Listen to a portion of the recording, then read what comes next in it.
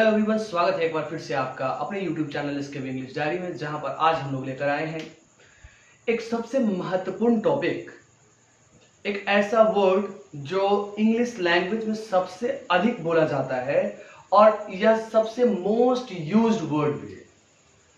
सबसे अधिक इस वर्ड का यूज इंग्लिश में यूज किया जाता है और सबसे बड़ी बात क्या है कि इस पे कमांड करना उतना ही मुश्किल है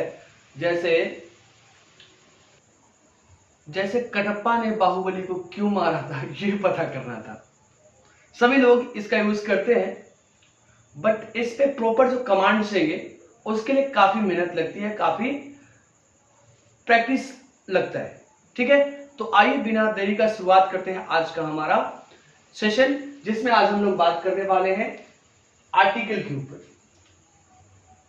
ये आर्टिकल के ऊपर आज हमारा टॉपिक चलेगा। ठीक है, और इसी के अंदर हम लोग बात करेंगे कि आर्टिकल क्या होते हैं, कैसे इसका यूज करना है, क्या इसमें ओमिशंस हैं, ठीक है, और कैसे इससे रिलेटेड क्वेश्चंस जो है हमारे एग्जामिनेशन में पूछे जाते हैं।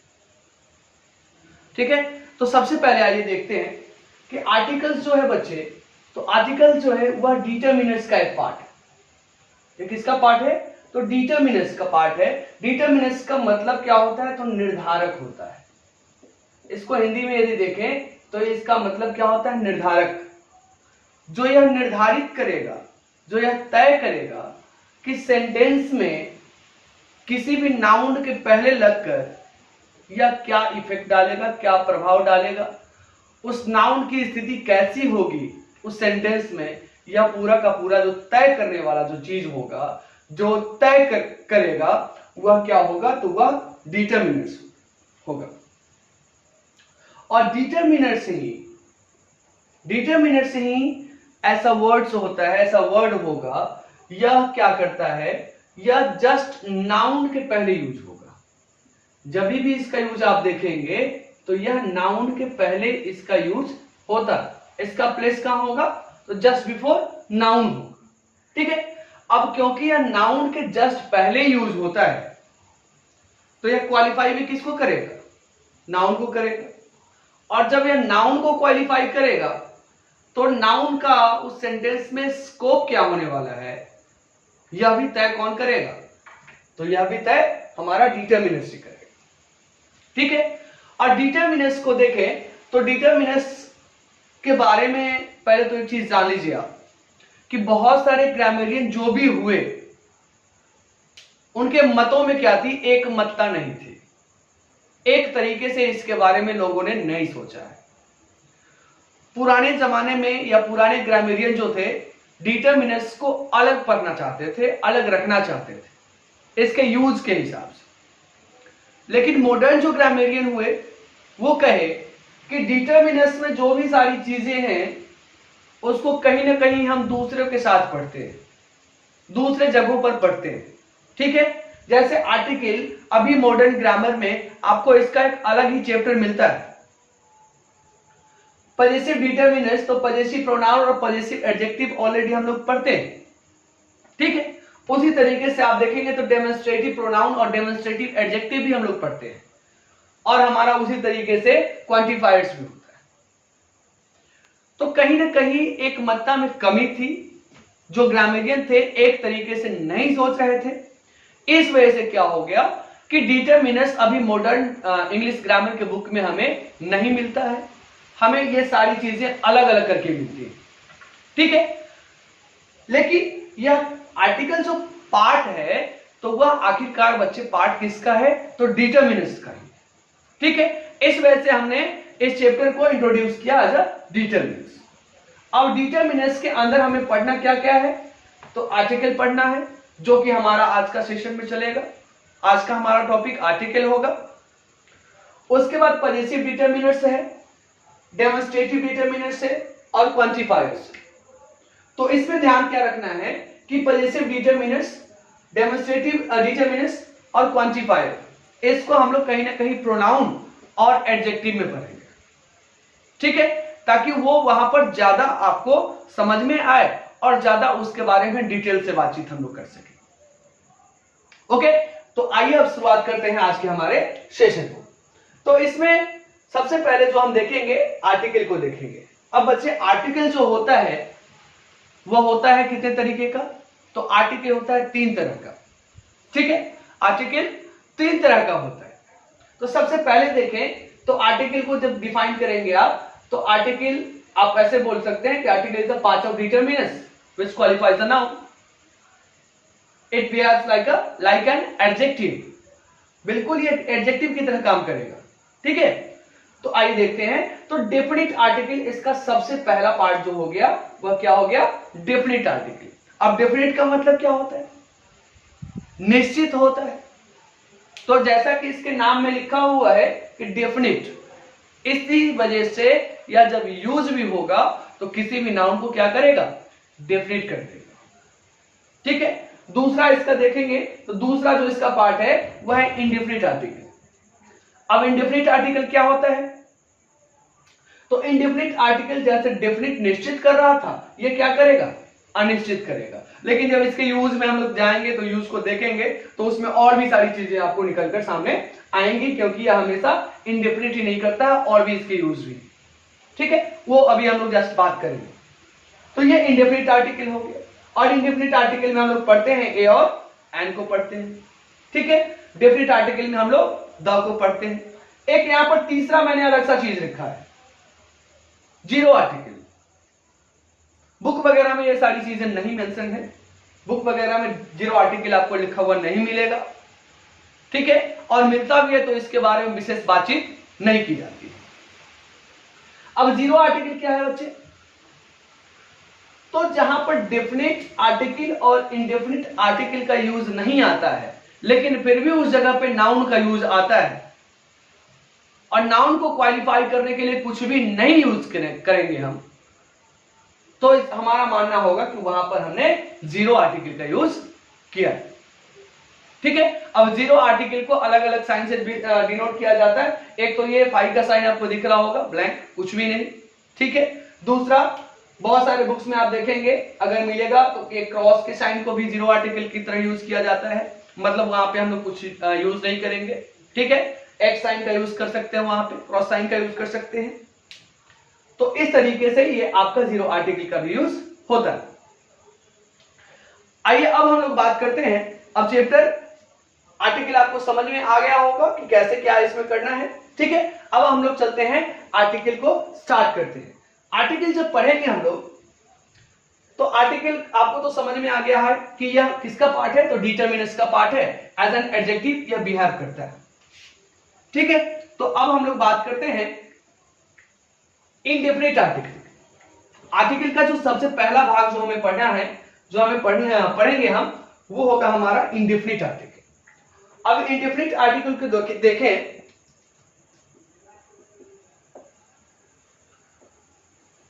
अगर इंडेफिनिट आर्टिकल को देखें तो इसके अंदर हमारी दो चीजें आ रही है, ए एंड एन। ए और एन। चलिए इंडेफिनिट आर्टिकल को हम लोग बात करने से पहले जरा सा इसके पोजीशन की बात कर लेते हैं। तो जैसा कि मैंने आपको बताया, as I said you that article and determinants both are used just before a noun।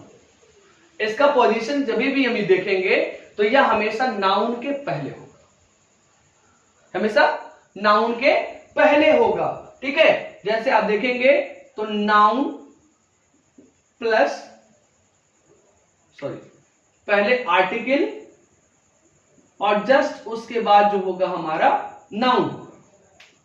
ठीक है, नाउन के जस्ट पहले आर्टिकल का यूज हमें करना है। ये इसके पहले तरीके को हम देख रहे हैं। अब एग्जांपल से समझने का प्रयास करते हैं। तो मैं लिख रहा हूं एक sentence, Sohan is a boy. अब यहां पे दो तीन चीज देखिएगा, समझने का प्रयास करिएगा। एक तो मैंने यहां पे प्रॉपर नाउन का यूज किया, सोहन का यूज किया। ठीक है, लेकिन सोहन के पहले मैंने कुछ भी यूज नहीं किया।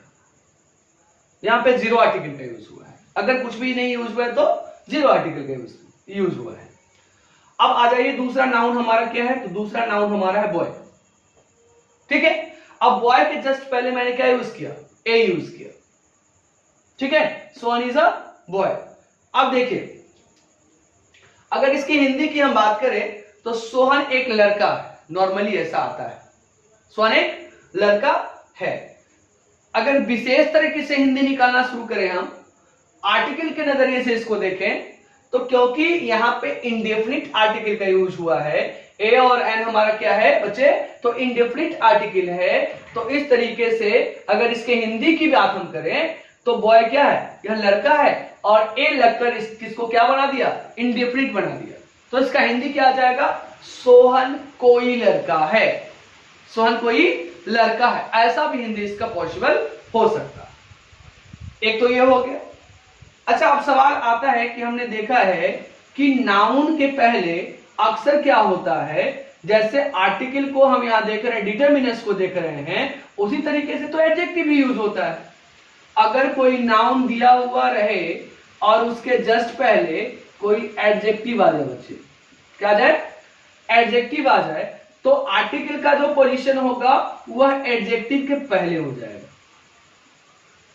वह एडजेक्टिव के पहले हो जाएगा, ठीक है। एडजेक्टिव के पहले उसका यूज कर लेंगे। अभी देखिए एक एग्जांपल लेते हैं, इसी एग्जांपल को मैं आगे बढ़ा रहा हूं। Sohan is a good boy, Sohan is a good boy. अब इसको देखिए, बॉय तो हमारा ऑलरेडी था, यहां पे था, और यहां भी बॉय है, ठीक है। और यहां से देखिए कि एक बीच में एडजेक्टिव आ गया गुड, जो किसको क्वालिफाई कर रहा है, तो बॉय को क्वालिफाई कर रहा है। अभी हमने देखा कि ए भी तो क्वालिफाई कर रहा था किसको, ए भी किसको क्वालिफाई कर रहा था, बॉय को ही कर रहा था, और यहाँ पे गुड भी क्वालिफाई कर रहा है किसको, बॉय को ही कर रहा है। तो ए भी उसी को क्वालिफाई करेगा और गुड भी उसी को क्वालिफाई करेगा। इस वजह से मैंने बोला था कि ए भी एज एन एडजेक्टिव बिहेव करता है, ठीक है, एक एडजेक्टिव की तरह काम करता है। तो अगर बीच में एडजेक्टिव आ जाए बच्चे तो इसका पोजीशन आप एडजेक्टिव से पहले रख लेना है आपको, ठीक है। इसका पोजीशन कहां चला जाएगा, जस्ट बिफोर एन एडजेक्टिव। अब इसमें समस्या क्या होती है कि सर अभी आपने बताया कि नाउन के पहले आर्टिकल को रखना है, अब आपने आप बोल रहे हैं कि एडजेक्टिव के पहले रखना है, तो ऐसा नहीं है बच्चे। जब भी एडजेक्टिव और नाउन एक साथ आता है तो दोनों मिलकर एक नया नाउन फॉर्म करता है। या आप जो एडजेक्टिव और प्लस में नाउन देख रहे हैं, ये जो आप एडजेक्टिव और प्लस में नाउन को देख रहे हैं, तो ये एडजेक्टिव और नाउन जो है एक अलग नाउन बना दिया, ठीक है। और हमने इस वजह से इस नाउन के पहले हमने क्या यूज किया, आर्टिकल का यूज किया। तो कहीं ना कहीं हम तो आर्टिकल जो यूज कर रहे हैं वह नाउन के पहले यूज कर रहे हैं, ठीक है, हमने एडजेक्टिव के पहले यूज नहीं किया। एक तो ये हो गया। अब तीसरा सवाल ये भी आता है कि सर अगर एडजेक्टिव आ रहा है बीच में, एडवर्ब भी तो आ सकता है। जब एडवर्ब आ जाएगा तब क्या होगा, तब हमारा कंडीशन क्या आ जाएगा, तब तीसरे कंडीशन को देखते हैं। तो आर्टिकल जो है उस एडवर्ब के पहले चला जाएगा, उस एडवर्ब, उस एडजेक्टिव और नाउन। अब हमारा आर्टिकल का पोजीशन कहां हो गया, इस एडवर्ब, इस एडजेक्टिव और नाउन, इस तीनों के पहले हो गया। आर्टिकल का पोजीशन कहां चला गया, एडवर्ब के पहले चला गया। अब फिर बात वही आती है कि सर अभी आप कहे एडजेक्टिव के पहले, अब आप कह रहे हैं एडवर्ब के पहले। तो बच्चे एडजेक्टिव नाउन को क्वालिफाई करने के लिए आया है और एडवर्ब आया है एडजेक्टिव को क्वालिफाई करने के लिए, तो इसका पोजीशन तो इसके पहले ही होगा ना, और इसका पोजीशन इसके पहले होगा, नाउन के पहले होगा। तो इस वजह से क्या होता है कि आर्टिकल क्या कर रहा है कि आर्टिकल इस तीनों को एक मान ले रहा है, एडवर्ब को, एडजेक्टिव को और नाउन को, क्योंकि यह तीनों आपस में क्या है, रिलेटेड, एक सीक्वेंस बना रहा है, ठीक है। तो इस सीक्वेंस के वजह से यहां पे नाउन के पहले एडजेक्टिव, एडजेक्टिव के पहले एडवर्ब, और क्योंकि यह तीनों मिलकर फिर से एक क्या बनाया, तो फिर से एक नया नाउन बनाया, और नया नाउन के बनने की वजह से हमने आर्टिकल का यूज कर दिया उस नाउन के पहले। ठीक है, अब ये नाउन हमारा हो गया आर्टिकल। नाउन के पहले हमने आर्टिकल का यूज किया। तो कहीं ना कहीं इस तीनों कंडीशन में हम देख क्या पा रहे हैं कि इस तीनों कंडीशन में आर्टिकल का जो यूज हुआ है वह नाउन के पहले ही हुआ। याद रहेगा चीज कि अगर नाउन के जस्ट केवल नाउन हो तो नाउन के पहले, अगर नाउन और एडजेक्टिव हो तो एडजेक्टिव के पहले, और एडवर्ब एडजेक्टिव और नाउन हो तब हमारे एडवर्ब के पहले। ठीक है, अब इसका एग्जांपल देखिए, एग्जांपल से और ये क्लियर हो जाएगा। एग्जांपल क्या है, तो Sohan is a very good boy. Sohan is a very good boy. ये बॉय हमारा नाउन था, गुड हमारा एडजेक्टिव था, वेरी हमारा क्या था, ये वेरी हमारा एडवर्ब था। और जस्ट इन तीनों के पहले हमने बच्चे क्या किया, यहां पे हमारा जो आर्टिकल था उसका यूज हमने किया। तो ये तो हो गया क्या, ये हो गया हमारा position of article, position of article. अब इसमें क्या ध्यान देना है, मैंने सिर्फ आपको ए और एन बताया है, केवल ए के बारे में यहां बात करी है मैंने, और ऊपर लिखा है पोजीशन ऑफ आर्टिकल। तो बिल्कुल इस बात को इस तरीके से नहीं लेना है कि केवल इंडेफिनिट आर्टिकल ही ऐसे यूज होगा, वहां पे डेफिनिट आर्टिकल भी इस तरीके से यूज किया जा सकता है, और यूज होगा, किया जा क्या सकता है, यूज होगा। इस वजह से पोजीशन ऑफ आर्टिकल है, ना कि पोजीशन ऑफ इंडेफिनिट आर्टिकल है। ठीक है, तो ये हो गया आपका पोजीशन। दूसरा चीज क्या है, हम लोग आगे अभी आएंगे इंडेफिनिट आर्टिकल पर, उससे पहले क्या है, इसके प्रोनाउंसिएशन को समझिए। कभी कभी आप देखते हैं कि स्पेस दिया जाता है और उसमें ए को कभी अ पर आ जाता है, कभी ए पर आ जाता है, एन को कभी एन पर आ जाता है और कभी अन पर आ जाता है। ठीक है, द को कभी द पर आ जाता है और कभी दी पर आ जाता है। क्या अंतर है आखिर, ऐसा क्यों होता है? ठीक है, तो देखिए बच्चे, सबसे पहले इंग्लिश जो है, तो इंग्लिश या कोई भी लैंग्वेज को आप देखेंगे तो लैंग्वेज में जो भी चेंजेस आते हैं, तो अक्सर जो चेंज आया है वह चेंज आया है उसके फ्लुएंसी को लेकर, उसके बोलने की जो रफ्तार है, जो गति है, उस पर डिपेंड करता है कि उसको क्या बोला जा रहा है। ठीक है, जैसे मैं अभी जो बोल रहा हूं प्रॉपर अच्छे तरीके से मैं आपको बोलकर समझा रहा हूं। अगर इसी बात को मैं जोर जोर से काफी तेज गति से बोलना शुरू कर दूं तो कुछ बातें जो होंगी वह क्या हो जाएंगी, शॉर्ट हो जाएंगी, कुछ आएंगी हमारे टंग से बाहर और कुछ वहीं सिमट कर रह जाएंगे। ठीक है, तो इस वजह से क्या होता है कि अक्सर आप इंग्लिश में बहुत सारे वर्ड्स को देखते होंगे जहां पे क्या है कि प्रोनाउंसिएशन में आप देखते हैं कि वर्ड ही गायब हो गया टोटल। तो उसके पीछे भी कहीं ना कहीं यही रीजन है। और खासकर इंग्लिश में क्या है कि इंग्लिश का अपना तो कुछ है नहीं। जब इसके पास अपना कुछ नहीं है तो ये कहीं ना कहीं से कुछ ना कुछ ले लेकर बना है एक। ठीक है, अगर इसको भोजन जो इसका अगर भोजन इसको देखें तो आटा कहीं से लाया है, चावल कहीं से लाया, दाल कहीं से लाया, भोजन जिसमें बनेगा वो बर्तन किसी और से मांग कर। ठीक है, तो इस तरीके से इसका पूरा चल रहा है किचन। तो यही सब प्रॉब्लम जो है इसके प्रोनाउंसिएशन पर इफेक्ट डालता है। अगर इसके प्रोनाउंसिएशन को देखें तो आइए बात कर लेते हैं इसके प्रोनाउंसिएशन को पहले। तो ए को आप देखते हैं कि अक्सर लोग अ और ए पढ़ दे रहे हैं। एन को आप देखते हैं कि अक्सर लोग अन और एन पढ़ दे रहे हैं। ठीक है, और द को भी देखते हैं कि द और दी पढ़ दे रहे हैं। तो इसमें प्रॉब्लम क्या है? प्रॉब्लम कुछ नहीं।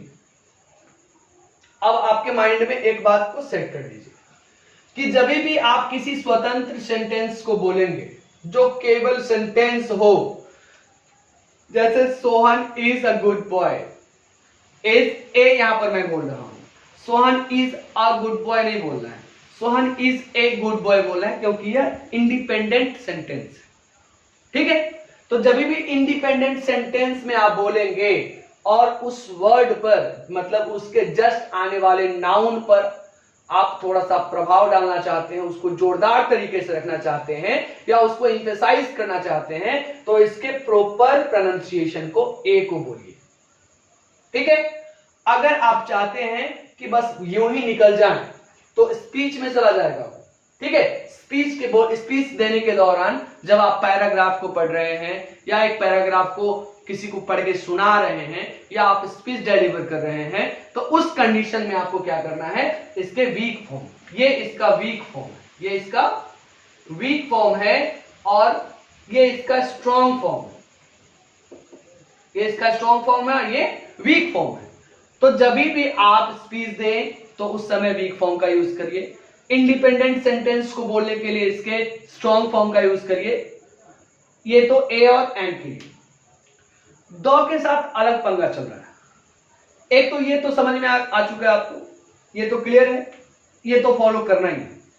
दूसरा द कहता है कि अगर कोई वर्ड, कोई नाउन जो है, अगर वॉवेल लेटर से स्टार्ट हो रहा है, वॉवेल लेटर से स्टार्ट हो रहा है, तो उसके पहले आने वाले द को द नहीं दी पढ़ना है। ठीक है, द एप्पल, द, अब देखिए मैं लिख रहा हूं एप्पल, एप्पल ऑफ कश्मीर।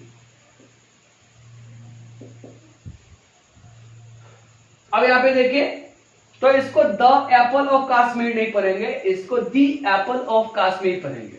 क्यों?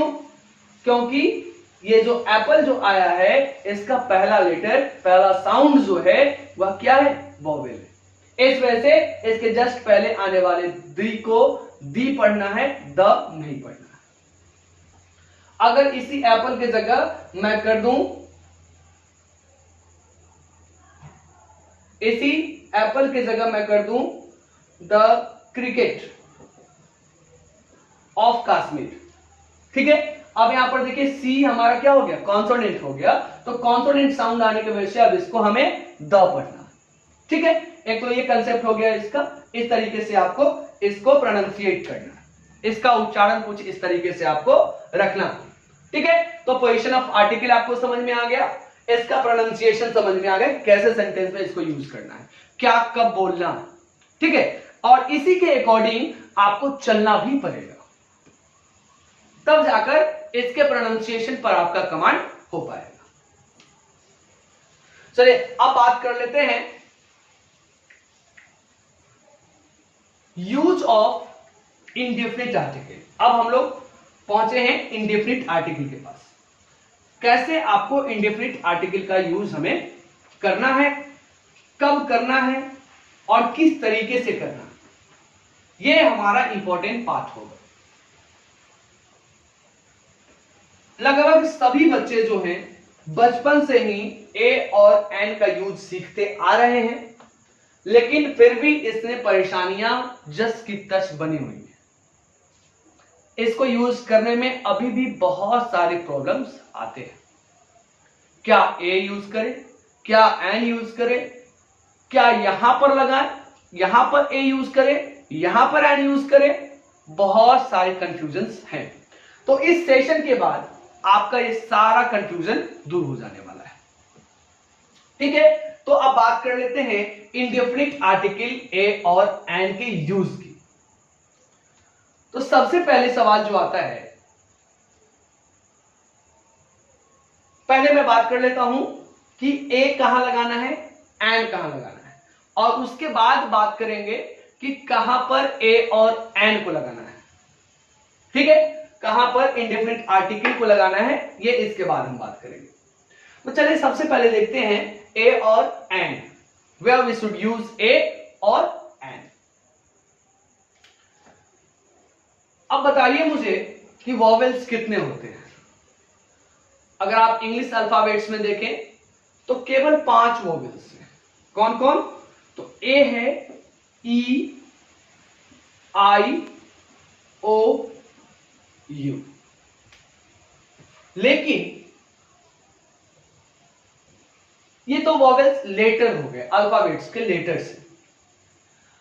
बट क्या ए का साउंड हमेशा ए ही आता है? क्या ई का साउंड हमेशा ई ही आता है? क्या आई का साउंड हमेशा आई आता है? और क्या ओ और यू का साउंड हमेशा ओ और यू आता है? जरा सोच कर देखिए, क्या ए कहीं भी हम लिखेंगे तो उसका उच्चारण ए ही आएगा क्या? नहीं, ऐसा बिल्कुल भी नहीं। जब आप ए को बोलेंगे, ई को बोलेंगे, आई को बोलेंगे, ओ को बोलेंगे और यू को बोलेंगे, अलग अलग पार्टिकुलरली जब बोल रहे हैं तो इसका साउंड बस यही है।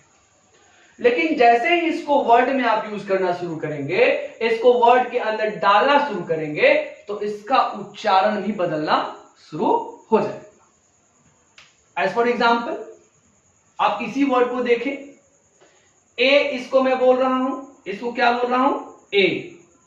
बट क्या इसको मैं ARTICLE इसको एटिकल पढ़ूं क्या? इसको एटिकल पढ़ूं क्या? Will it be right to pronunciate article into एटिकल? क्या आर्टिकल का उच्चारण एटिकल करना सही होगा? होगा क्या? नहीं होगा। अब क्यों नहीं होगा? क्योंकि ए का यहां पे जो साउंड आ रहा है बच्चे, वह आ रहा है आ। क्या आ रहा है? आ रहा है। और हमने इसके लेटर का जो साउंड है वो पुट कर दिया, ए पुट कर दिया। तो जो इसका उच्चारण जो है, इसका जो प्रोनाउंसिएशन जो होना चाहिए था आर्टिकल, वह बदल गया एटिकल, और बहुत बड़ा ब्लंडर हो गया, ब्लंडर हो गया। ये बहुत बड़ा मिस्टेक है। प्रोनाउंसिएशन में प्रॉब्लम होना, इसी साउंड को हमें अगर समझ नहीं आता है, यही साउंड हमें क्या करता है? परेशानी में डालता है। किसी वर्ड को प्रोनाउंसिएट कैसे करना है, ठीक है, इसको इंडेफिनिट पढ़ना है कि इनडिफिनाइट पढ़ना है, ये बड़ी सब समस्या की चीज है। तो कब किस वॉवेल का क्या साउंड होगा, ये भी इंपॉर्टेंट है। और इसी इंपॉर्टेंस की वजह से आप देखते हैं कि वर्ड का प्रोनाउंसिएशन जो है, वर्ड लिखा बिल्कुल उसी तरीके से रहता है, लेकिन उसका प्रोनाउंसिएशन बदल जाता है। इसी वजह से PUT पुट देखते हैं आप, और CUT कट देखते हैं। अगर PUT यू का उच्चारण अगर आप केवल यू ऊ रखते तो वहां पे पुट होता, और CUT कुट भी होता। या सी, अगर सी को केवल सौ पढ़ते तो वहां पर सुट होता या सट होता। लेकिन ऐसा नहीं है। ऐसा क्यों नहीं है? क्योंकि हर लेटर का साउंड अगर वर्ड में डालते हैं तो उसका प्रोनाउंसिएशन, उसका साउंड जो है वह चेंज होते चला जाता है, और वह चेंज होते रहता है। ठीक है, तो इस तरीके से आप देखें तो इस वॉवेल का, इस पांचों वॉवेल का बच्चे जो टोटल साउंड आता है निकलकर, वह 20 आता है। कितने साउंड्स? टोटल 20। केवल आप वॉवेल पढ़े हो 5, ये लेटर आप 5 पढ़े हो, लेकिन इसके साउंड्स को आप देखेंगे तो 20 साउंड्स आते हो। 20 साउंड्स हैं, 20 तरीके का वॉवेल साउंड ये क्रिएट करता है। ठीक है, अब इस वॉवेल साउंड्स को कैसे समझेंगे, पकड़ने के लिए हम क्या करेंगे? तो थोड़ा सा मैं पीछे ले चलता हूं, थोड़ा सा पीछे चलता हूं, और पीछे मैं बात करता हूं कि आप हिंदी में वॉवेल्स पढ़े होंगे, स्वर वर्ण पढ़े होंगे, उसमें आप पढ़े होंगे अ, आ, ह्रस्व ए, दीर्घ ई, ह्रस्व उ, दीर्घ उ, ए, ऐ, ओ, औ, और औ में 2 है, एक कॉलेज वाला। टोटल काउंट करें तो 1 2 3 4 5 6 7 8 9, और ये दोनों का साउंड बिल्कुल एक जैसे ही आता है। तो यहीं पे हमें 10 साउंड्स मिल जाते हैं, यहीं पे हमें 10 साउंड्स मिल जाते हैं। अब इस 10 साउंड को इससे मैच करने का प्रयास करिए कि ए का साउंड कभी अ भी आता है, कभी आ भी आता है, कभी ए भी आता है। ठीक है, उसी तरीके से ई का साउंड देखें तो ई का साउंड कभी ई भी आता है, जैसे ईट में है। ठीक है, कभी ए भी आता है। मतलब हर लेटर का साउंड अलग अलग आता है। अब आई का साउंड प्रॉपर देखें तो आई को आप क्या बोलते हैं, आई बोलते हैं। तो कुछ साउंड ऐसे भी जुड़े हुए आएंगे, दो वॉवेल साउंड आपस में जुड़कर एक नया वॉवेल साउंड क्रिएट करता है, जैसे आई को ही एग्जांपल में लीजिए। तो इस तरह से इस 20 साउंड में से केवल इन 10 साउंड को आप कमांड करके पूरा यूज ऑफ ए और एन को संभाल सकते हैं, उसको समझ सकते हैं। ठीक है, अब आइए देखते हैं कि कैसे, कहां पर आपको ए का यूज करना है और कहां पर आपको एन का यूज करना है। ठीक है, तो ए और एन का यूज करने के लिए आपको क्या ध्यान रखना है कि कोई लेटर, कोई नाउन यदि आपका वॉवेल लेटर से स्टार्ट हो रहा है, वॉवेल लेटर से स्टार्ट हो रहा है, ठीक है, कोई भी नाउन यदि आपका वॉवेल लेटर से स्टार्ट हो रहा है बट साउंड उसका जो है वह क्या आ रहा है, कॉन्सोनेंट आ रहा है, कॉन्सोनेंट साउंड वह रिप्रोड्यूस कर रहा है। ठीक है, अगर लेटर वॉवेल हो बट साउंड उसका क्या हो, कॉन्सोनेंट हो, इस 10 साउंड को या इस 20 साउंड को वह फॉलो नहीं कर रहा है, तो उस कंडीशन में हम जो यूज करेंगे उसके साथ आप ए का यूज करेंगे, एन का यूज वहां पे नहीं कर रहा है। और यही गलती हम लोग करते हैं कि आप वॉवेल लेटर को देख लेते हैं और उसके पहले एन लगा देते हैं। अब एग्जांपल से आपको समझ में आएगा। एज फॉर एग्जांपल आप देखिए कि यूनिवर्सिटी, यूनिवर्सिटी, अब यूनिवर्सिटी ये साउंड जो है, यह साउंड को आप देखेंगे तो यूनिवर्सिटी कुछ इस तरीके से लिखा जाता है ना। तो ये साउंड आप देखिए, तो यू आ रहा है, क्या यू इसमें कहीं मैंने लिखा हूं क्या? यह जो साउंड है वह कॉन्सोनेंट साउंड है। ठीक है, तो कॉन्सोनेंट साउंड है, तो कॉन्सोनेंट के पहले हमें क्या यूज करना है, ए यूज करना है। तो अगर यहां पे आपसे पूछे कि आप इसके पहले क्या यूज करेंगे, तो इसके पहले हमें ए का यूज करना पड़ेगा। क्या यूज होगा, ए यूज होगा। ठीक है, और अब आइए दूसरा देखते हैं। ये तो हो गया पहला कंडीशन कि लेटर से हमें कोई मतलब नहीं है, हमें उसके साउंड से मतलब है, कॉन्सोनेंट साउंड होना चाहिए। तो कॉन्सोनेंट साउंड आया तो हमने ए का यूज किया।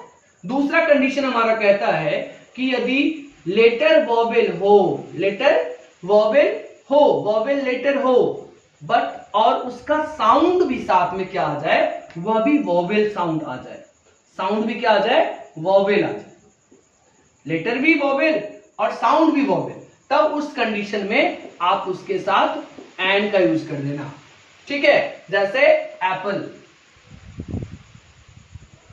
ये नाउन है, इसके पहले हमने क्या यूज कर देना है, एंड का यूज कर देना है। एप्पल को आप कैसे लिखेंगे, ऐसे लिखा जाता है एप्पल। यहां पे ए साउंड देखो, ए यहां पे हमारा वोवेल साउंड में है। ठीक है, तो इस वजह से एंड एप्पल। क्या समझ में आया कि वोवेल लेटर के साथ साथ वहां पे वोवेल साउंड भी होना चाहिए, तभी जाकर आप एंड का यूज करेंगे। एक तो दूसरा कंडीशन ये हो गया। तीसरा कंडीशन क्या कहता है, तो तीसरा कंडीशन हमारा कहता है, तीसरा कंडीशन हमारा कह रहा है कि तीसरा कंडीशन हमारा कहता है कि अब अगर letter consonant, consonant letter, consonant letter, letter हमारा कॉन्सोनेंट बट साउंड जो इसका बचे है वह वोवेल आ जाए, वह वोवेल आ जाए, तो उस कंडीशन में हम क्या करेंगे, उसके पहले एंड का यूज करेंगे। एज फॉर एग्जाम्पल, एग्जाम्पल के लिए देखिए, तो जैसे ऑनेस्ट, ऑनेस्ट बॉय। अब यहां पे देखो ये एडजेक्टिव है, ऑनेस्ट क्या है, एडजेक्टिव है, और एडजेक्टिव का जो साउंड लेटर जो दिख रहा है वो एच दिख रहा है, और उसका साउंड कैसा है, तो साउंड जब इसको ऑनेस्ट बोलते हैं हम लोग, ना कि हॉनेस्ट बोलते हैं, ऑनेस्ट बोलते हैं। और जब ऑनेस्ट बोलते हैं तो औ हमारा कौन सा साउंड था, औ हमारा वॉवेल साउंड था। तो इस वजह से ऑनेस्ट हमारा क्या हो जाएगा, ऑनेस्ट। तो इसके पहले हमें एन ऑनेस्ट यूज करना पड़ेगा, एन ऑनेस्ट बॉय यूज करना पड़ेगा। ठीक है, तीसरा ये कंडीशन हो गया। फोर्थ कंडीशन हमारा क्या कहता है, फोर्थ कंडीशन हमारा कहता है कि if letter is consonant, if letter is consonant and it is reproducing the consonant sound too, sound भी क्या हो जाए, कॉन्सोनेंट साउंड भी हो जाए, साउंड भी हमारा क्या हो जाए, कॉन्सोनेंट हो जाए, तो उस कंडीशन में हम बच्चे क्या यूज करेंगे, उसके पहले ए का यूज कर देना। एग्जाम्पल बहुत ही सिंपल, कोई भी एग्जाम्पल आप लिख दो। A book, book. अब ए बुक यहां पे क्या हो गया, बुक हमारा क्या था, कॉन्सोनेंट लेटर से स्टार्ट भी हो रहा है और साउंड भी कॉन्सोनेंट आ रहा है। अब ये चारों कंडीशन से एक कंक्लूजन हम निकालते हैं। कंक्लूजन क्या समझ में आ रहा है हमें, कि जहां भी वोवेल साउंड आ रहा है, wherever we are getting vowel sound we are using an। जहां भी हम लोग वोवेल साउंड्स यूज कर रहे हैं, देख रहे हैं, सुन रहे हैं, वहां पे हमने एन यूज करना है। और जहां पे भी कॉन्सोनेंट साउंड होगा बच्चे, तो वहां पे आप क्या कर दोगे, तो वहां पे ए यूज कर दोगे।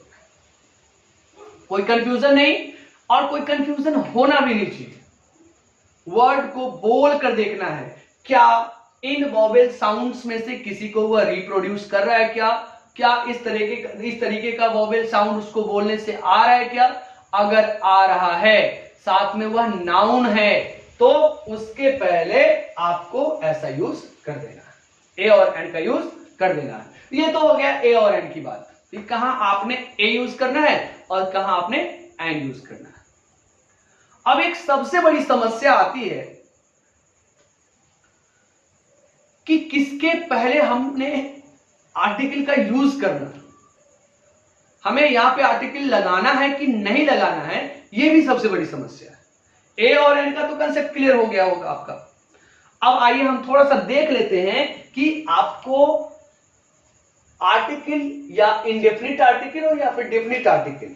ठीक है, तो अभी जो हम देखेंगे इंडेफिनिट आर्टिकल को देखेंगे कि कहां हमने इंडेफिनिट आर्टिकल यूज करना है।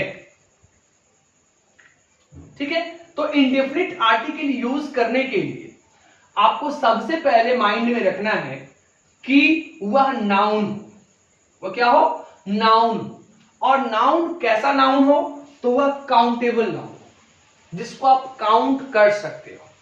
ठीक है, तो नाउन आप देखते हैं कि नाउन आपका कितना है, 5 है। कौन कौन है, तो सबसे पहला है आपका प्रॉपर नाउन,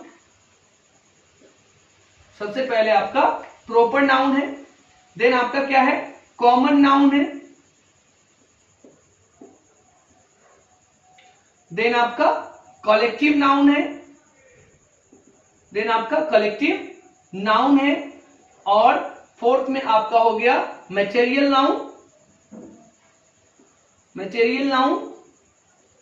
और फिफ्थ नंबर जो हो गया आपका, वो हो गया आपका एब्स्ट्रैक्ट नाउन,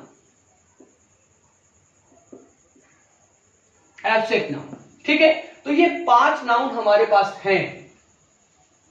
इस 5 नाउन में सबसे पहला तो आपको यह पता करना होगा कि कौन सा काउंटेबल है और कौन सा अनकाउंटेबल है।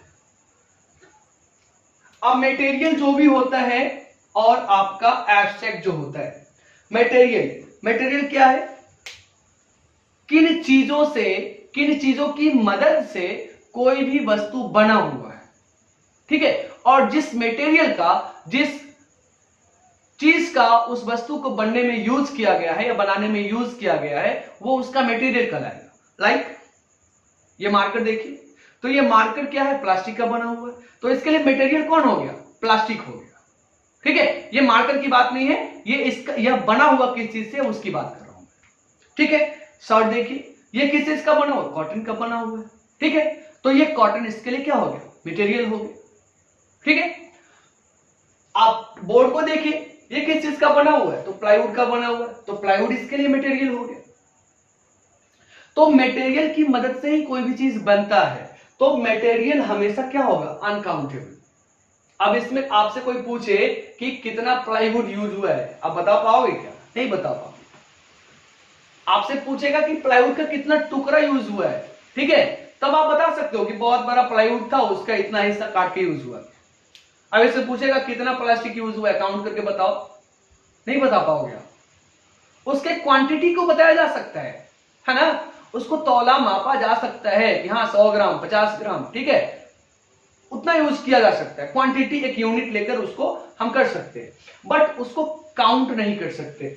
और सेम चीज है एब्स्ट्रैक्ट, खुशी, गम, कोई भी भावना आपके अंदर है, ठीक है, मेंटल एक्टिविटी जो भी है, तो वो सब को हम लोग काउंट नहीं कर सकते हैं, वो सब अनकाउंटेबल होता है। तो यहीं से आपको समझ में आ रहा होगा कि मटेरियल और एब्स्ट्रैक्ट वैसे ही कैंसिल हो गया। तो इसके पहले तो आपको ए और एन का यूज बिल्कुल भी नहीं करना है। मटेरियल नाउन और एब्स्ट्रैक्ट नाउन क्या होता है, अनकाउंटेबल होता है, इसको गिन ही नहीं सकते, ठीक है। अब काउंटेबल की आ जाइए बात करते हैं। तो प्रॉपर नाउन काउंट किया जा सकता है, कॉमन नाउन काउंट किया जा सकता है, कलेक्टिव नाउन काउंट किया जा सकता है। प्रॉपर नाउन जैसे how many Rams are there in this class, इस क्लास में कितने राम हैं। अब नाम क्या है, वह प्रॉपर है। राम नाम का लड़का इस क्लास में कितना है, 3 है, 4 है, 5 है, तो उसको काउंट करके हम निकाल सकते हैं। तो कंडीशंस पे डिपेंड करेगा कि प्रॉपर नाउन को काउंट कर सकते हैं कि नहीं कर सकते हैं। एग्जांपल में मैंने लिखा था सोहन इज अ बॉय, तो सोहन वहां पे नाम था बट उसको काउंट हम लोग नहीं कर सकते थे। तो उसमें डिपेंड करेगा कि कंडीशन क्या है, कंडीशन किस तरीके से क्वेश्चन को दिया हुआ है और क्वेश्चन में कैसे। कॉमन नाउन, अब कॉमन नाउन जिससे पूरी जाति का बोध है, उसी को बोलते हैं ना। तो पूरी जाति का जो बोध कराएगा तो उसको काउंट किया जा सकता है कि नहीं किया जा सकता, किया जा सकता है, यह काउंटेबल है। और कलेक्टिव नाउन, तो कलेक्टिव नाउन भी काउंटेबल है, इसको भी काउंट किया जा सकता है। अब ये सारी चीजें हो गई, एक तो काउंटेबल निकल गया। अब काउंटेबल में भी कंडीशन कि केवल काउंटेबल हो जाने से हम उसमें ए और एन का यूज नहीं कर देंगे।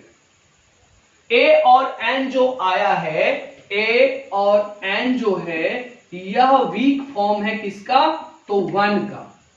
यह 1 से टूटकर बना है। 1 इसका एक्चुअल सेंस है। ए और एन का मतलब क्या होता है, एक होता है, और 1 का मतलब भी क्या होता है, एक होता है। तो यहां पे प्रॉपर कॉमन और कलेक्टिव से काम नहीं चलेगा, सिर्फ काउंटेबल हो जाने से काम नहीं चलेगा। क्या कंडीशन होना चाहिए कि यह काउंटेबल होने के साथ साथ, यह काउंटेबल होने के साथ साथ सिंगुलर होना चाहिए, सिंगुलर होना चाहिए। तो आप ए और एन का कहां यूज कर सकते हैं, तो सिंगुलर काउंटेबल नाउन के साथ ए और एन का यूज किया जा सकता है। सिंगुलर काउंटेबल नाउन, माइंड में फिट कर लो, सिंगुलर काउंटेबल नाउन। केवल सिंगुलर काउंटेबल नाउन के साथ ही हम लोग ए और एन का यूज कर सकते हैं, अदरवाइज कहीं भी ए और एन का यूज हमें नहीं करना है, और अगर आप करते हैं तो वो गलत हो जाएगा, ठीक है। तो इस तरीके से आपको केवल सिंगुलर काउंटेबल नाउन के साथ ही ए और एन का यूज करना है बच्चे, और इस बात को माइंड में रख लेना। अब ये कंसेप्ट आपका क्लियर हो गया होगा कि कहां हमने ए और एन का यूज करना है और कहां इसको यूज नहीं करना। जैसे मैंने दे दिया वाटर, वाटर में दे दिया, और वाटर के पहले ऑप्शन में दे रहा हूं कि क्या यहां पर ए लगेगा या एन लगेगा। अब बताओ कि क्या वाटर को काउंट किया जा सकता है, पॉसिबल ही नहीं है। जब पॉसिबल ही नहीं है तो ए और एन एक का भाव तो आएगा नहीं, सेंस तो आना काफी दूर रहा। तो इस वजह से ना यहां पर हम ए यूज करेंगे और ना ही एन यूज करेंगे, ठीक है, ना ही ए यूज करेंगे और ना ही एन यूज करेंगे। तो यहां पर क्या यूज होगा, जीरो आर्टिकल यूज होगा, किसी भी तरीके का आर्टिकल का प्रयोग यहां पर नहीं करना। अब क्योंकि यह आगे पूरा सेंटेंस नहीं दिया हुआ है, इस वजह से मैंने जीरो आर्टिकल यूज किया है। अगर वाटर से रिलेटेड पूरा सेंटेंस होता तब हमें द का सेंस वहां पे समझ में आता, द का यूज हम लोग।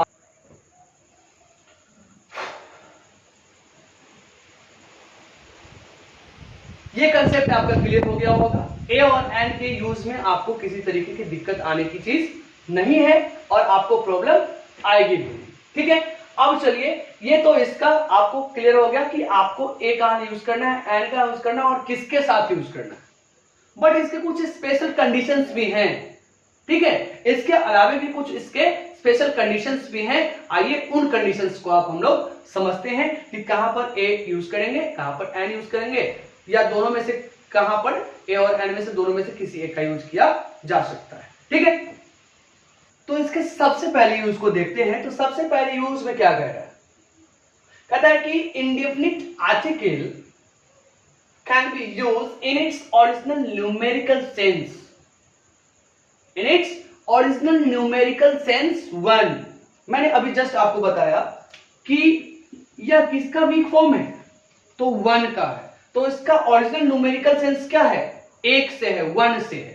ठीक है, और जब इसका ओरिजिनल न्यूमेरिकल सेंस वन से है तो जहां भी एक यूनिट की बात आएगी, एक यूनिट जहां पे वन का सेंस देगा, एक की बात आएगी, तो वह सभी जगह हम लोग इसका यूज कर सकते हैं। और जितने भी यूनिट्स होते हैं बच्चे, उसके पहले ए और एन का यूज पॉसिबल। ठीक है, तो एज पर एग्जाम्पल के तौर पर देखें तो आप देखिए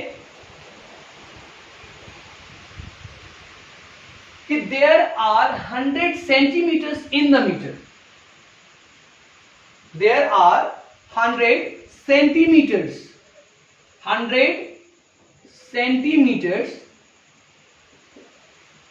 इन मीटर्स, इन, अब यहां पे देखो, यहां पे द मीटर्स लिख दिया, तो द मीटर्स कैसे हो सकता है, द मीटर तो पॉसिबल ही नहीं।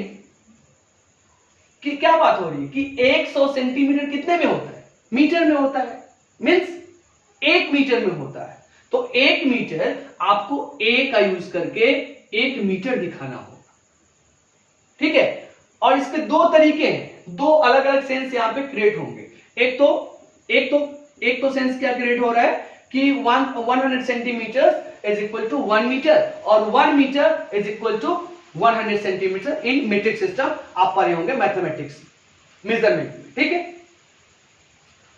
तो किसी भी मीटर में, दुनिया का कोई भी मीटर हो, वहां पे अगर सेंटीमीटर और मीटर की बात होगी ऑल ओवर वर्ल्ड में, है ना, तो वहां पे क्या होगा, एक 1 मीटर में आपको 100 सेंटीमीटर ही होगा।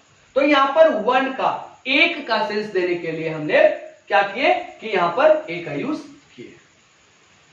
ठीक है, ए का यूज हमने किया।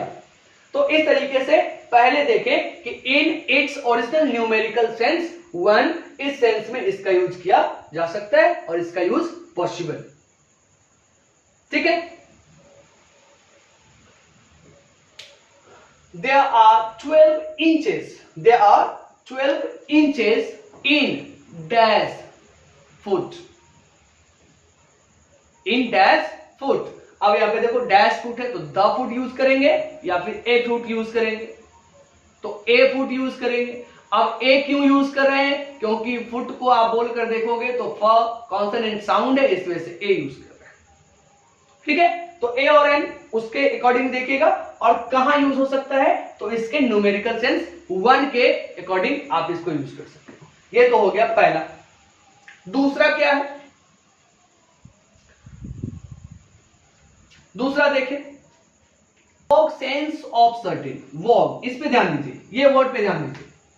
वॉक का मतलब होता है अस्पष्ट।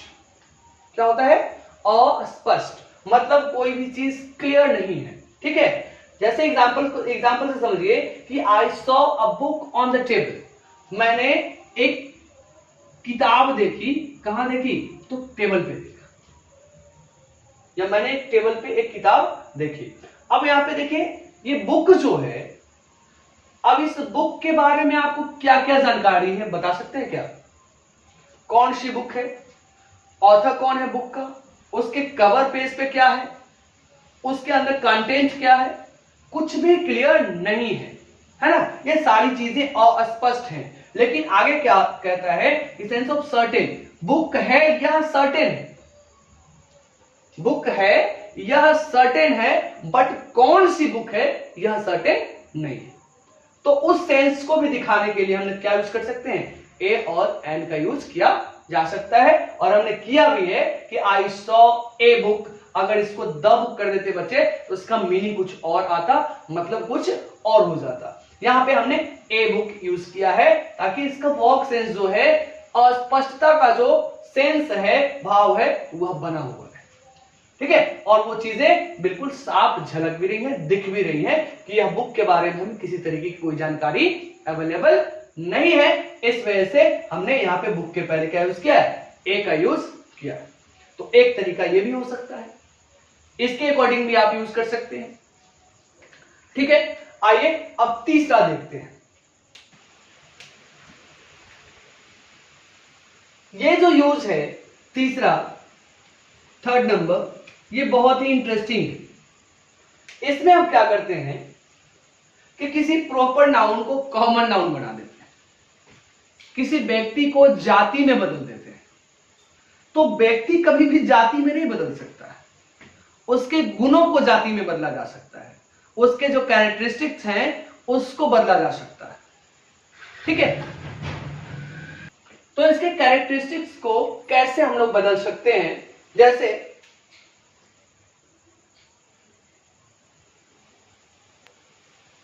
there is a Gandhi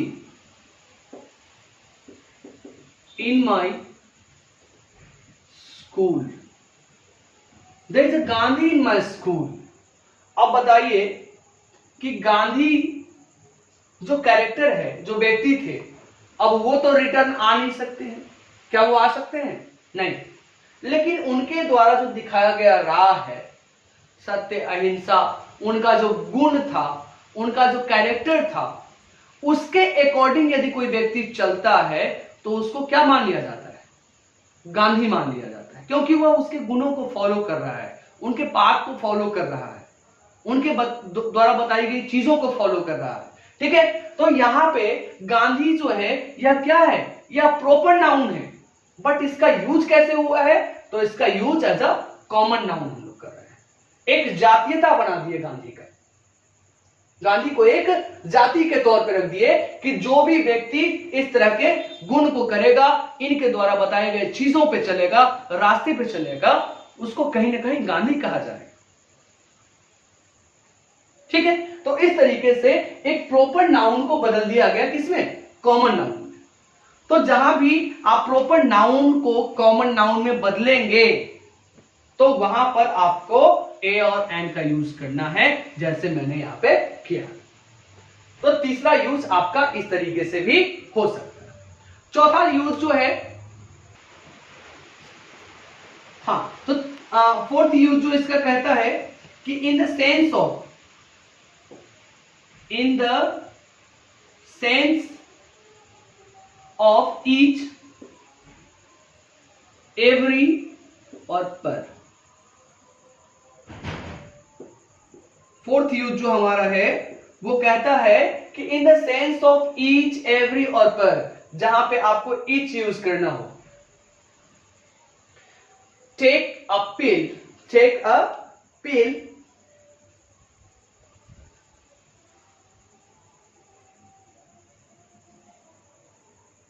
take a pill twice each day,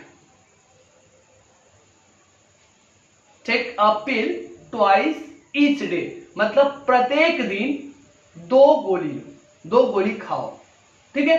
तो यहां पर ईच डे जहां पर मैं यूज कर रहा हूं तो थोड़ा सा लेंदी दिख रहा है। टेक अ पिल, यहां पे एग्जांपल देखिए, take a pill twice each day. अब यहां पे देखिए, ईच का जहां पे मैं यूज कर रहा हूं वहां पे आप ए का यूज कर सकते हैं। तो ये क्या हो जाएगा, take a pill twice a day, twice a day. तो जहां ईच का सेंस होगा वहां पे आप ए का यूज कर सकते हैं। वही वैसे भी जहां पर एवरी का सेंस होगा, जहां पर का सेंस होगा, ठीक है, वहां पे आप ए का यूज कर सकते हैं। तो इस तरीके से आप ए का यूज और एंड का यूज कर सकते हैं, जैसा आपने अभी पूरे सेशन में देखा।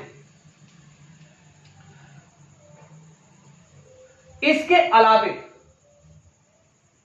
और भी थोड़ी थोड़ी चीजें हैं जो कि बारीकी से आपको ध्यान रखना होगा। जैसे मैंने पहला जो आपको बताया इन द सेंस ऑफ वन, तो सेंस ऑफ वन से ध्यान नहीं रखिएगा, यूनिट को ध्यान रखिएगा, यूनिट को याद रखिएगा। जहां भी यूनिट आएगा वहां पे आप यूज करिएगा, ठीक है। तो इस तरीके से ये यूज ऑफ ए और एंड का सेशन जो है हमारा यही समाप्त होता है। और यूज ऑफ ए एंड में जितना मैं बताया हूं, इससे आपका पूरा का पूरा किसी भी लेवल का एग्जामिनेशन हो वो आप कवर कर पाओगे, आसानी से कवर कर लोगे, कहीं भी किसी तरीके का कोई प्रॉब्लम नहीं, ठीक है। तो आई होप कि ये सेशन आपको बहुत अच्छा लगा होगा। आप अपने दोस्तों के साथ, मित्रों के साथ इस सेशन को शेयर करिए, ज्यादा से ज्यादा वीडियो को लाइक करिए।